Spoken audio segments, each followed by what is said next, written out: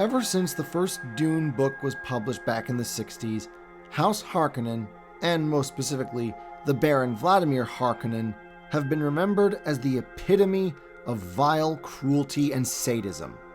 The two stories that I feel I must preface this video with not only go some way to explaining just how brutal and sadistic they can be, but also explains the origins of Duncan Idaho and Gurney Halleck, and why these two men, particularly Gurney, hate the Harkonnens with such bloodthirsty passion.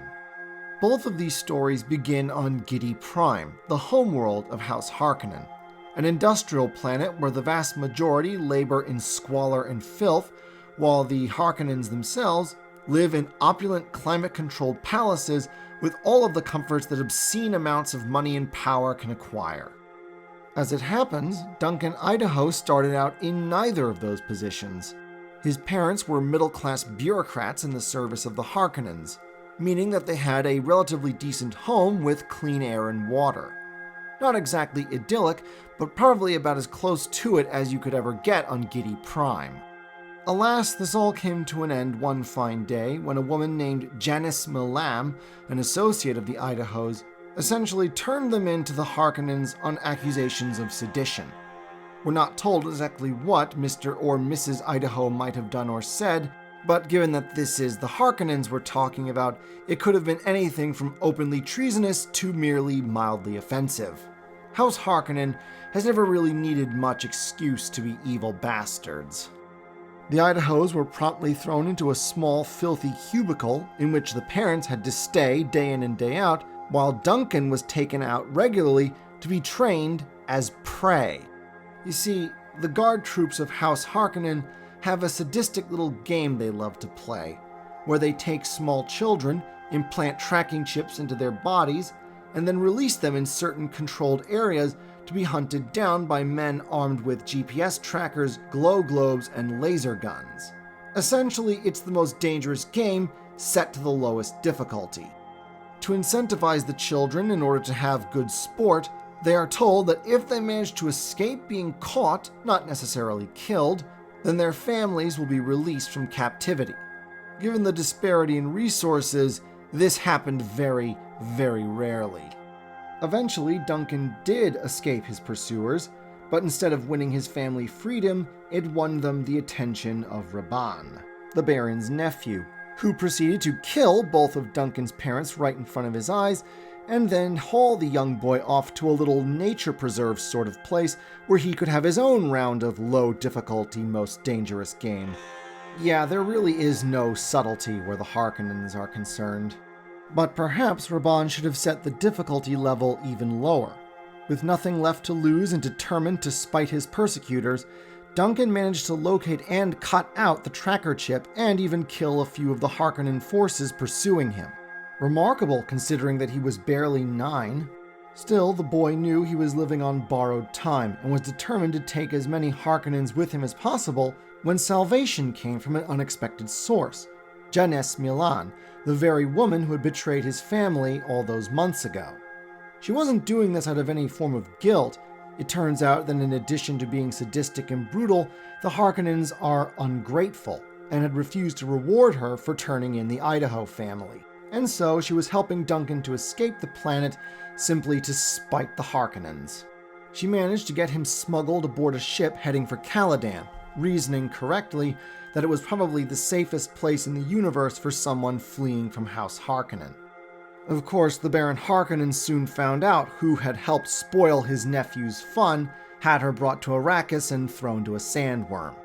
All things considered, Duncan Idaho was remarkably lucky. After all, his parents had died quickly, and he had managed to take a few Harkonnen guards out before making his escape, exacting some degree of retribution. The same could not be said for Gurney Halleck. Born a slave laborer at the very bottom of Giedi Prime's totem pole, Gurney spent all of his days in backbreaking labor, the only bright spots in his life being his kind and pretty younger sister Bess and his music.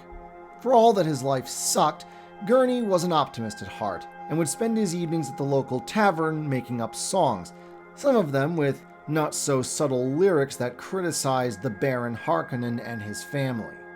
It was inevitable that, for the crime of political incorrectness, several Harkonnen troops came by and proceeded to beat Gurney Halleck to death. Or they would have, had Bess not made the, in hindsight, terrible decision of trying to intervene on her brother's behalf. The Harkonnen troops took one look at her, noticed that she was good-looking, and kidnapped her to put her to work in a brothel. By the time Gurney found out where she was and attempted a rescue, he found her being raped by at least 2 Harkonnen soldiers, and that her larynx had been surgically removed, rendering her mute. After his rescue attempt failed, Gurney was beaten up yet again and put to work in the Hegelian obsidian mines, mining the precious mineral out of the wall and then treating them in harsh, harmful chemicals. And before you ask, no, the term employee health and safety does not exist in the House Harkonnen's lexicon. At this point, Gurney was 110% done with his crummy lot in life, and when the Baron's nephew, Rabban, showed up on an inspection tour of the facility, Gurney attempted to kill the Harkonnen heir, figuring either he would kill one of his hated overlords or he would die on the attempt. As far as he was concerned, it was a win-win scenario. Unfortunately, not only did Gurney fail to kill his enemy, but Rabban decided that instead of killing him outright, opted instead to make him suffer. How, you ask? By finding out that Gurney had a sister, then paralyzing the man and forcing him to watch as every Harkonnen overseer and guardsman raped Bess right in front of his eyes, with Rabban going last and then killing her after he was done. That Gurney's mind remained unbroken after this little spectacle is a testament to his mental fortitude. With the last tie to his old life destroyed, Gurney vowed to either escape Harkonnen captivity or die in the attempt. Ultimately, he succeeded, sneaking aboard an off-world shipment of obsidian and becoming a smuggler, and eventually falling in with the renegade Earl Dominic Vernius, whom Gurney grew to like and respect. After the Earl's death, Gurney went to Caladan, feeling it his duty to inform Romber and Kylia of their father's death, thus leading him inevitably to the service of Duke Leto. There have been sci-fi villains that have destroyed whole planets and enslaved civilizations.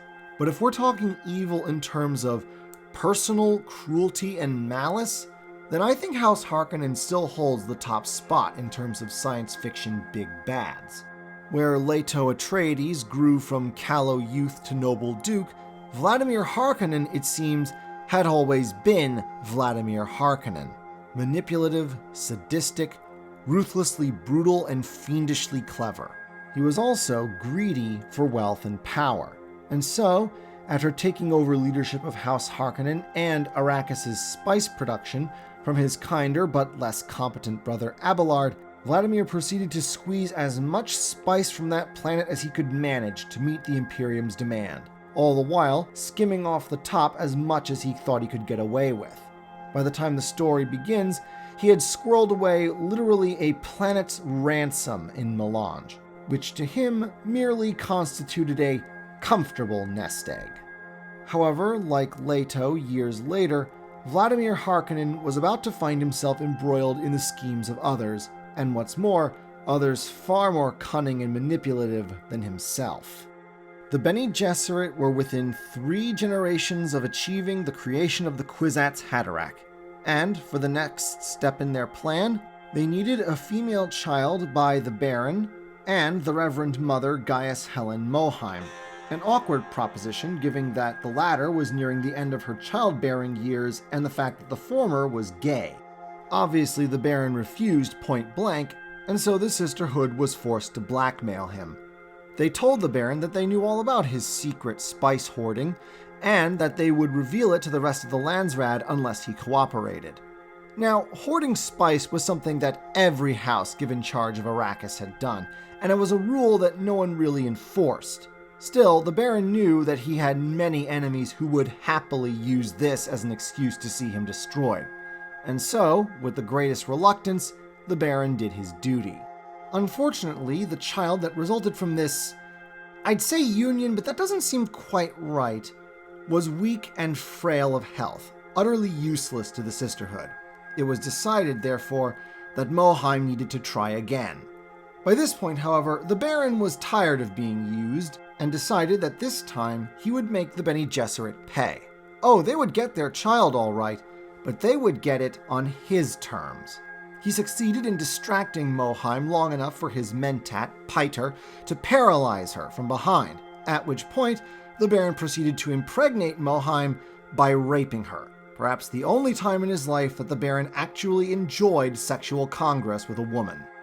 Unfortunately for Vladimir Harkonnen, he seemed to have forgotten that witches, both real and imaginary, are vengeful, spiteful things and are often very good at cursing people.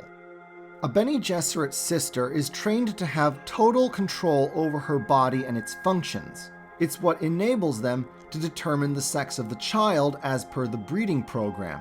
In the case of a Reverend Mother like Mohiam, it's also what allows them to convert the deadly poison known as the Water of Life into a harmless substance.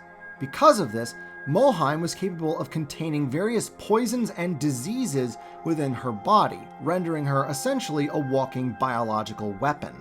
Though she couldn't lift a finger as Vladimir Harkonnen raped her, Mohiam decided to exact some vengeance upon the arrogant Baron by infecting him with a wasting disease, one that would take away his strength and screw with his metabolism, eventually turning him into the morbidly obese monster we all know and hate today.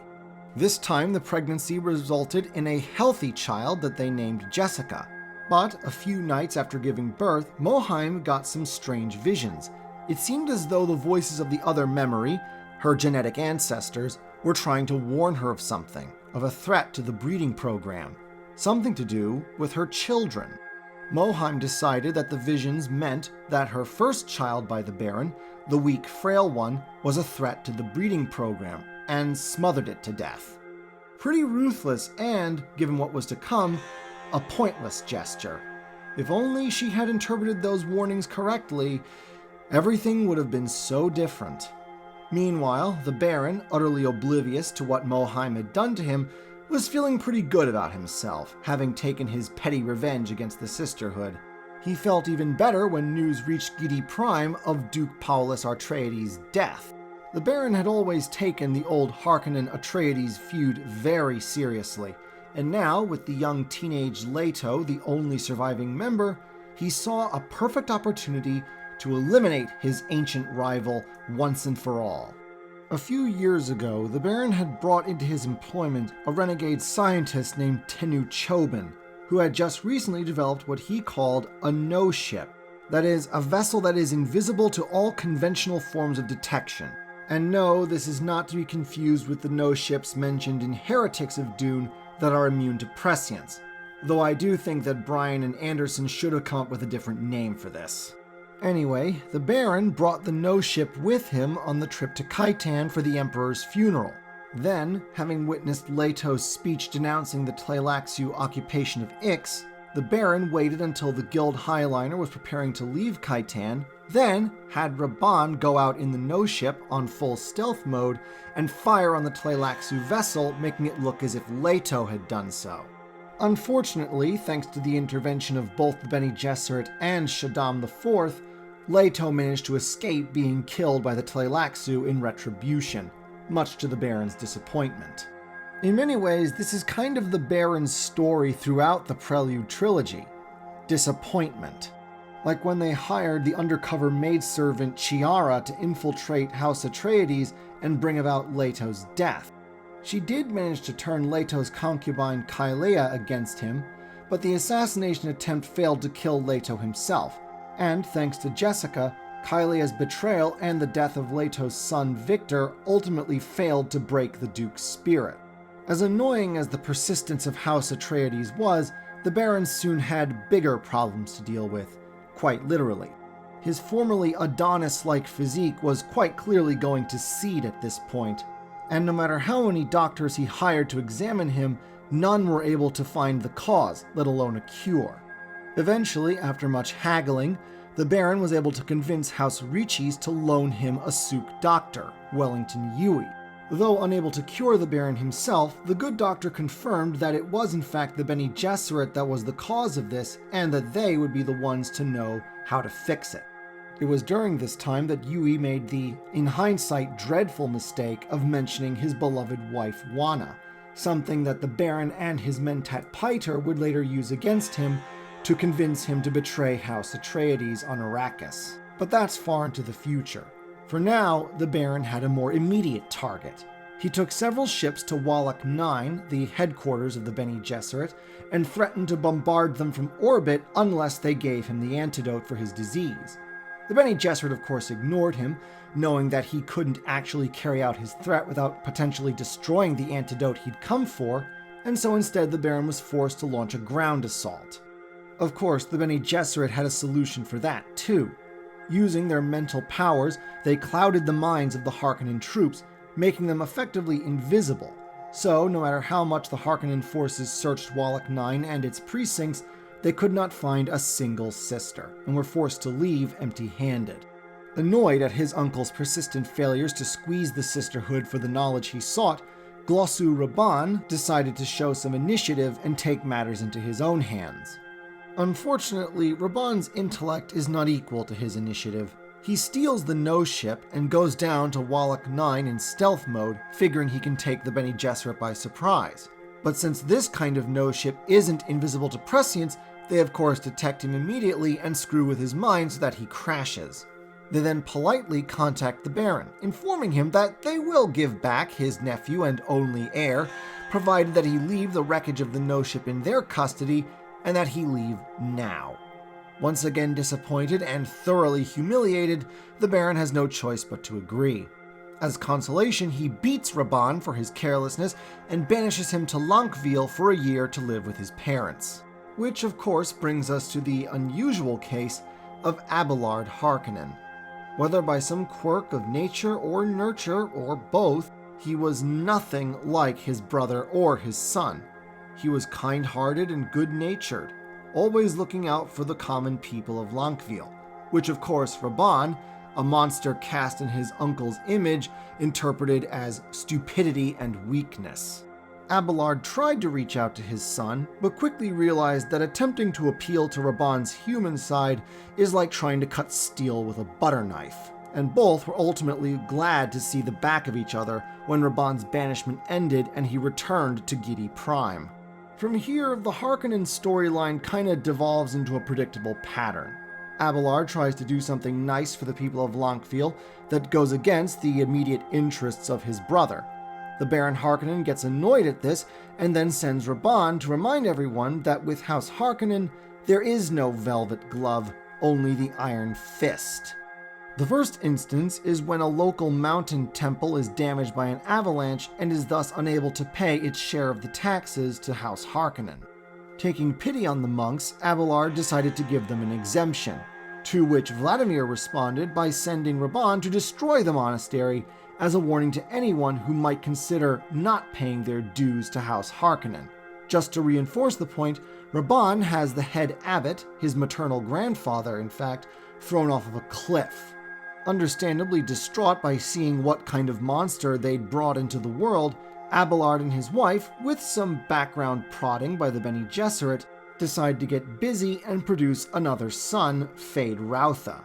After all, the Bene Gesserit breeding program required that the son of Abelard Harkonnen marry the, daughter of Leto Atreides and Jessica, and their son will in turn be the Kwisatz Haderach. Not wanting Fade to have anything to do with his family, Abelard then publicly renounced his family name, expressing the wish to raise his new son without any influence from the Harkonnen family. Unfortunately, Abelard was not the Bene Gesserit. If Baron Vladimir Harkonnen wants something and you physically can't stop him, he's going to get what he wants. And, as punishment for Abelard making, in Vladimir's mind, a spectacle of himself, the Baron wanted his brother to suffer. And what better way to do that than to send Rabban to Lankville and kidnap baby Fade, with every assurance that he would be raised on Gidi Prime in the proper Harkonnen way. It was in the midst of this newest round of despair and anguish that Abelard stumbled upon one of his brother's hidden stockpiles of illegal spice. Wishing to help the people of Lankville and get back at Vladimir for causing him so much misery, Abelard proceeded to spend the entire stockpile of melange down to the last grain. By the time the Baron found out and sent Raban to Lonqueville for the final time, it was too late. The spice and the proceeds from its sale had already been dispersed among the local economy, effectively putting it beyond any hope of retrieval.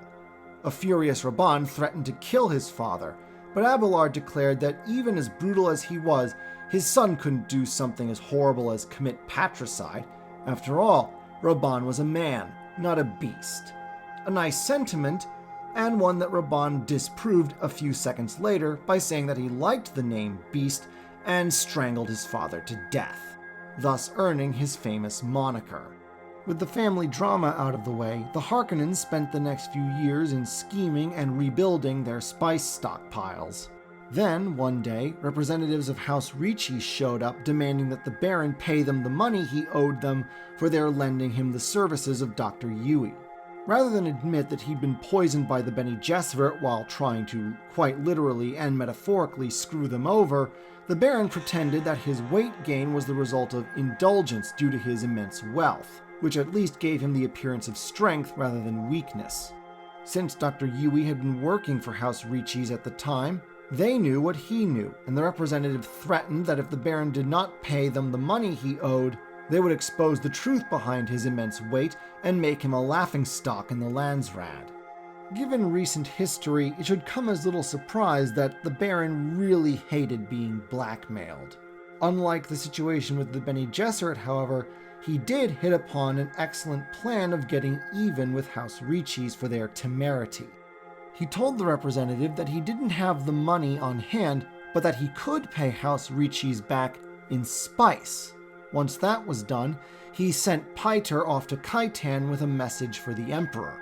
For some reason, Shaddam IV had recently started cracking down on illegal spice hoarding, and the Baron was hoping that Peiter's message would point the finger of imperial vengeance in a certain direction. Meanwhile, hearing of increased Fremen raids on Arrakis, the Baron set off to oversee the problem, leaving Raban in charge of Giedi Prime in his absence. While the Baron was away, Raban found himself approached by the Viscount of House Mauritani. For the last few years, his house had been engaged in an ongoing feud with House Akaz, and it had recently turned very ugly. Leto Atreides had originally been a neutral mediator of the conflict, but had recently decided that some of House Mauritani's actions were so dishonorable that he abandoned his neutral stance and sided with House Akaz in the dispute. The Viscount had recently learned that not only was Leto away on Khitan, but that his army was departing from Caladan for parts unknown.